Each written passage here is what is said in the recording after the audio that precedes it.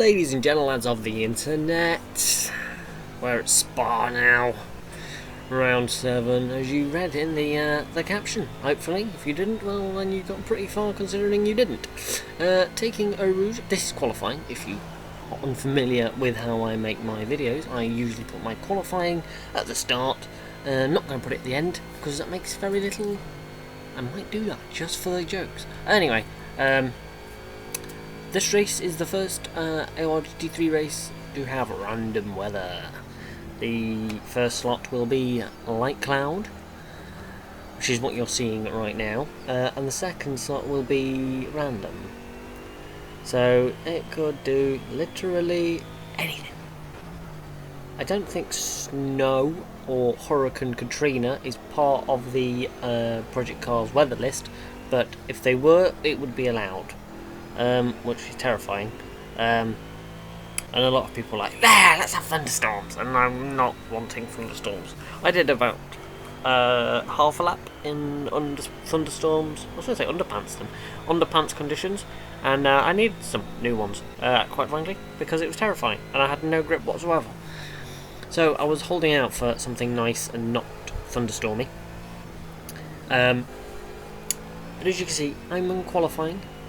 P5, I have only set one lap so far, and I only ever put my best lap in, so you can assume I didn't get any more after this. There's a lot of cars around me as well. We sort of went out together for this is the longest track on the bloody on the F1 calendar anyway, and we got traffic. Not sure how that happens, as I got a little bit on the grass through Blanchimont, which is not what you want to be doing really. It's quite a quick corner, you know. As you can see as well in the bottom right, I'm carrying quite a lot of fuel. I did that in the race as well, I carried way too much fuel. Spoilers. Normally I've said everything I wanted to say in my qualifying, but because this is such a long qualifying lap, it's taking a bit longer. So, you know, deal with it. Just sit this one out. Enjoy the ride down to this weird start from the straight, not on the pit straight. And I got a pole position. Yeah, only one in the 17s. Not bad. The usual suspects, Stones. Gymnast put in an impressive third place. Finch, my championship rival, and Packlick down in 6th and 7th. You know, so I'm thinking this could be good for me. This could be a really good race for me. I just need to get some good points and finish way ahead of them. But Dr. Stones there is Finch's teammate, and he's quite quick. He knows what he's doing. Oh yes, the replay cameras are back. If they're not completely messed up and there aren't 18 cars not moving and people are in sort of the right cars, I'm going to throw it in. If it's awful, then no, I'm not doing it. As I had initially I had quite a good launch. However, the classic rule of Spa is you don't want to be first going up a Rouge. Now, even though the Bentley is... people think that the Bentley is the best car in the world in a straight line. It's not bad in a straight line, as I got all out of shape at the Coombe and let Stones through. And I've got Mr. Alcon all up my bum, trying to overtake. So I'm just going to do a little bit of defending from that. But people think the Bentley is the best thing in the world in a straight line, and it's not. It got nerfed, like, 2 months after it came out because it was so powerful. So it's sort of an... It's not bad in the straight. It's pretty good down the straights, but it's not anything special, if you know what I mean. It's not got a jet engine in the back, put it that way. As I'm just trying to keep with Stones here. I'm aware that Mr. Alcon, again, who snuck up into like 4th place in qualifying, doesn't say a word all week, and then is suddenly, oh hi, yeah, I'm actually very quick this weekend. Well, thank you very much. So I'm just sort of trying to keep in. I know there's the good run towards the bus stop that maybe I can do something.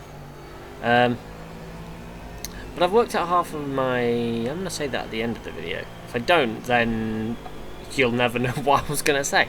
But that was an issue, and I've worked it out, and, you know, that's fine. Anyway. So we're all going through Blanchimont now, flicking it for this brilliant fast corner. As there's quite a few people running wide. I wasn't one of them. Oh yeah.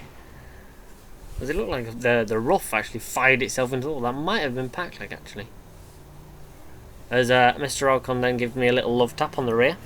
Which was funny, he waited for me. Accidents happen, but really irritating because Stones got away.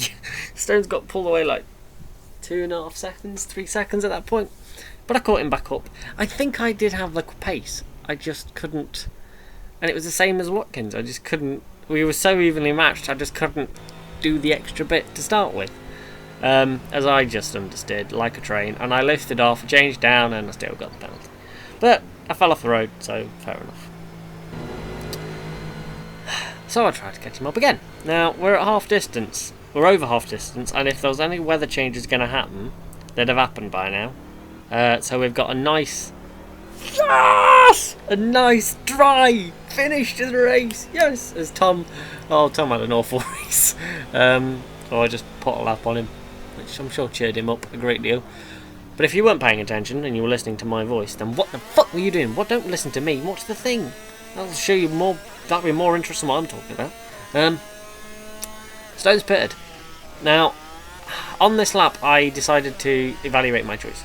The choices were either pit, don't pit. Those are very basic options. I think I could have got to the end without stopping. I think I'd have been in a Sonoma situation where it had caught me right at the end, but I think I could have, I could have done it. But if you're going to win a race, you sort of want to win it. You want to win it with pride, and you want to fight for it. And I've won races before because I didn't stop, and I don't mind doing it occasionally if it's like, okay, I genuinely don't have the pace to win this race unless I cheat. Well, not cheat, but how do you explain it? It's much better to fight like Donington. I didn't fight for Donington race win, and it doesn't feel like a race win. Snetterton felt like a race win, as did Brno, as did... That's all the races I've won. Shit, I've run out. Anyway, so I thought, you know what, I'm going to pit, and I'd rather fight for it, and we'll see who breaks first in a man against machine, man to man, mano a mano, is that a phrase? Mano a mano battle to the end. And I thought, well,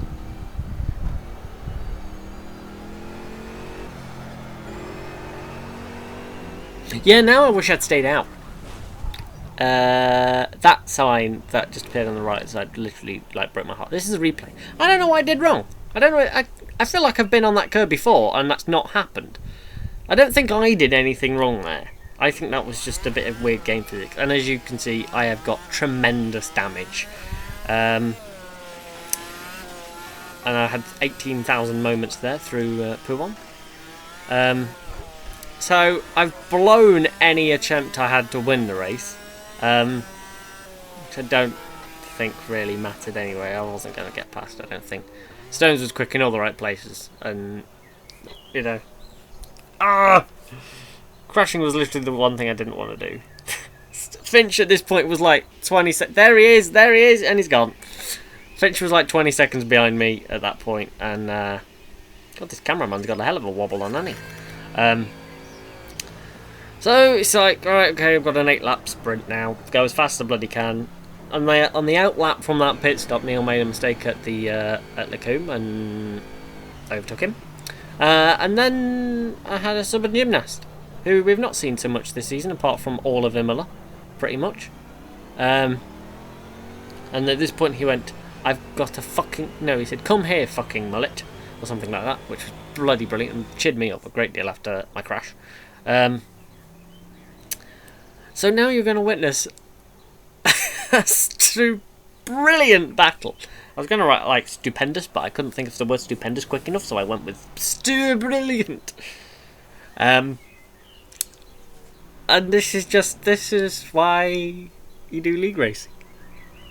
It's brilliant. It's for battles like this. And I didn't think I would be a racing gymnast.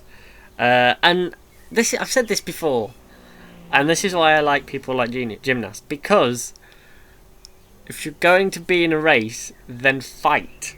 Don't just go, oh, I'm not quick enough, I'm just going to let you go. I had the pace over gymnast, and it would have been very easy for him to go, okay, just go. Now, he was in his own battle with somebody else, who, because of his spin, was a little bit further up the road. And it would have been quite easy for him to go, no, I'm going to let him go, and I'll just follow him. No, don't do it. Fight for everything you've got. Always defend. Always try and get the cut back. Always try and go around the outside. It's just better. That's what racing is. There's no racing. If you don't try and go for an overtake or defend your position, then that's how racing doesn't happen. So we've just had a little bit of a ding dong, and I'm after put one, I'm ahead. But he knows how to keep a car on the road. Well, minus the spins. He knows how to keep the pressure on. And I don't want to make excuses, but I was probably a little distracted here looking at the BMW in the gravel and just understeered, which then let him back through, which was not fun. I lie, it was the best fun ever. Thing is that I'm at a conflict here because I wanted to battle. I love battling. That's the whole point of racing. But I also need to get up the road because I want to get as many points as I can. Tried to go up the inside, not quite. He's better on the brakes. So we'll try again. We've got another lap to go. Don't know what else I can say at the minute. You know, talking over a battle's easy when you're a commentator. When you know what's going to happen, it's quite difficult, I think. Plus, I say a lot, which I've just noticed, and I don't like it. So I'm going to try and not say it anymore. Yeah. Okay. Now I'm just not saying anything. This didn't work at all. This was a terrible idea. So I got a hell of a run.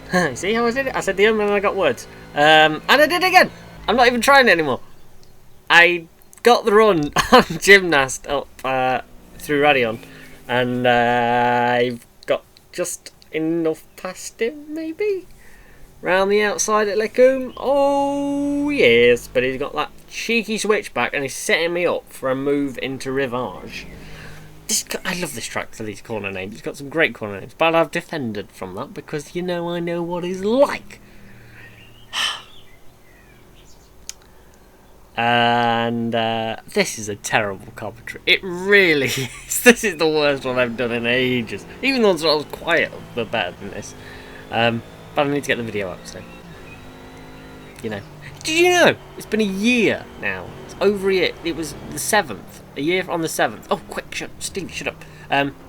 So I caught the new boy, Hoonigan, or Zephyr, quite quickly towards the end of the race. And this was our last few corners duel to the line. And look how much opposite lock I had to put in then. I was on the power so early. And it didn't happen. But, you know, I tried. I tried my diddly bestest. Stones won, no surprise. Paklik and Mr. Alcott. Paklik appeared from nowhere to get a podium out of, you know, it's pretty weird. I got 7th in the end, which isn't great because it should have been a podium at least. It should have been an easy second. But I blew it because I'm an idiot. Or the game didn't like me for some reason. So yeah, next one's Zuhai. I think I'm 12 points off the championship lead, 3rd now. Finch is leading it, then Paklik and then me. I think it's a bit of a 3-horse race with me very much the underdog because I haven't won a race since Brno. And, you know, that's not the best way to start winning a championship. Then again, I say that, Paklik hasn't won any races. So, Finch has won the championship and won 4 races, and his 2 championship rivals have won between them a grand total of 1. So yeah. Anyway, thanks for watching. Bye.